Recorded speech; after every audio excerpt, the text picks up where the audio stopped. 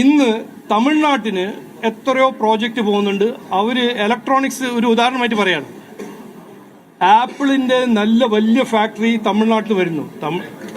തമിഴ്നാട് ഇപ്പോൾ BJP സർക്കാരല്ലല്ലോ, DMK സർക്കാരല്ലേ.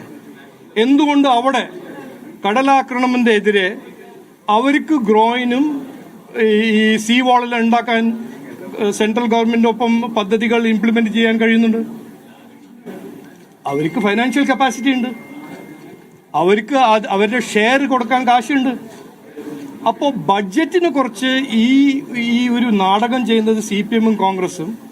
ഞാൻ മാധ്യമസുഹൃത്തോട് എൻ്റെ ഒരു അഭ്യർത്ഥന, ഇത് കുറച്ചെല്ലാം മനസ്സിലാക്കിയിട്ട് ഇവർക്ക് കവറേജ് കൊടുത്താൽ മതി. വെറുതെ ഇങ്ങനെ ഓരോന്ന് പറഞ്ഞ് ജനങ്ങളെ വെട്ടിയാക്കുന്ന ഈ രാഷ്ട്രീയം ഇന്ന് ഈ ഇലക്ഷനിൽ ഞാൻ നിർത്തണം എന്നാണ് എൻ്റെ ഒരു അഭ്യർത്ഥന.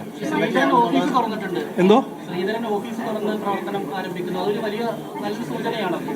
അല്ല, നോക്കൂ, ഞങ്ങൾ അത് നരേന്ദ്രമോദിജി വിഴിഞ്ഞം പോർട്ട് ഇനോഗ്രേഷൻ ഫംഗ്ഷനിൽ പറഞ്ഞത് ഞാൻ ഇന്ന് ഓർമ്മിപ്പിക്കുന്നു.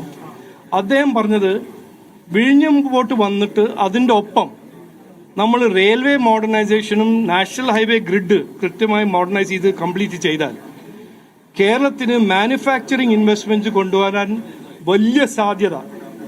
വളരെ വലിയ സാധ്യത ഉണ്ടാക്കാൻ കഴിയും. അന്ന് പറഞ്ഞത് കാര്യമാണ് നമ്മുടെ പ്രധാനമന്ത്രി പറഞ്ഞത്. അദ്ദേഹത്തിനൊരു കാഴ്ചപ്പാടുണ്ട്. കേരളത്തിൽ മാനുഫാക്ചറിങ് വരണം, കേരളം ഒരു ലോജിസ്റ്റിക്സ് ഹബ്ബായി മാറണം. അതിനെല്ലാം കുറെ കാര്യങ്ങൾ ചെയ്യാനുണ്ട്. പക്ഷേ ആ കാര്യങ്ങൾ ചെയ്യാൻ കഴിവും താല്പര്യവും ഇപ്പോഴത്തെ സംസ്ഥാന സർക്കാരിന് ഇല്ല എന്നാണ് എൻ്റെ അഭിപ്രായം. അതിൻ്റെ ഒപ്പം കോൺഗ്രസ് വന്നാലും CPM വന്നാലും അവർക്ക് കർണാടകയിൽ നമ്മൾ കാണുന്നുണ്ടല്ലോ, അവർക്ക് വികസനമല്ല അവരുടെ പ്രയോറിറ്റി. അവർക്ക് രാഷ്ട്രീയവും വിവാദ രാഷ്ട്രീയവും അഴിമതിയാണ് അവരുടെ പ്രയോറിറ്റി. അതുകൊണ്ടാണ് ഞാൻ ഇന്നലെ പറഞ്ഞത്, ഈ വികസന കാഴ്ചപ്പാട് ഈ വികസന കാഴ്ചപ്പാടിനെ യാഥാർത്ഥ്യമാക്കാൻ ഇവിടെ ഒരു ഡബിൾ എഞ്ചിൻ സർക്കാർ വേണം. BJP NDA സർക്കാർ വന്നാൽ ഇതെല്ലാം നടക്കും. കേന്ദ്ര